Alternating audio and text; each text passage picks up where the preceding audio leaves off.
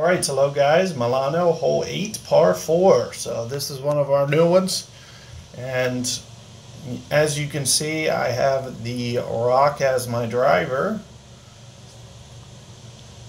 And one of the methods that I'm going to use on this hole would be to set up my approach based off the wind. You can see this is probably worst case scenario for a wind here, and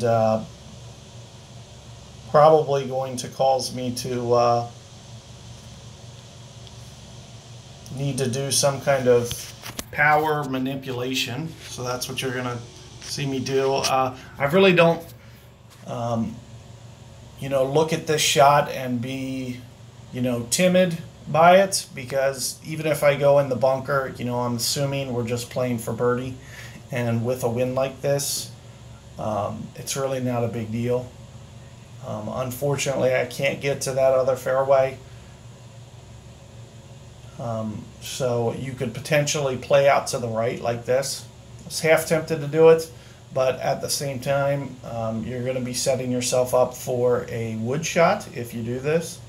One of the things that I do want to just, if you do want to go this way as opposed to a sand or rough shot that I was going to have, make sure that you get it down here far enough.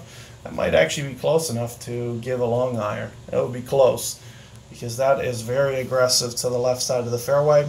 But I look at my shot versus my opponent, and to be honest with you, I don't really think there's a right or wrong way when you're talking about, I probably have 50, 60 yards closer than my opponent. So, I really don't look at this as, anything really a big deal either way.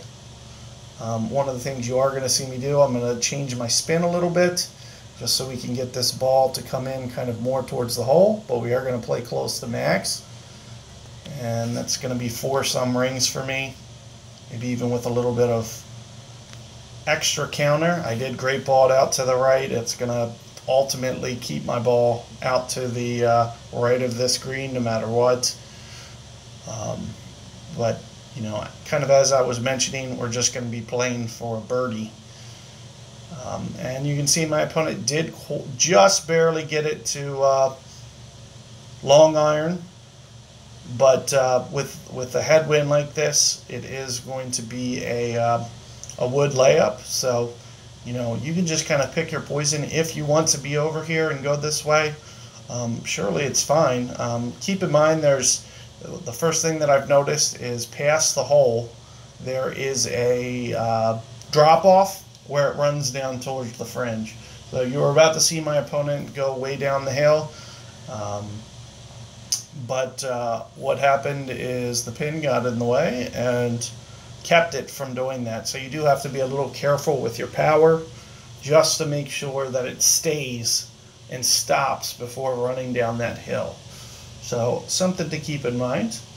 But here's a first look for you guys at this hole, and good luck with this one. I'll keep you guys updated with future wins, and give you guys a couple more viewpoints as to how to play that hole. But I'm going to split these videos real quick and catch you guys on the next one.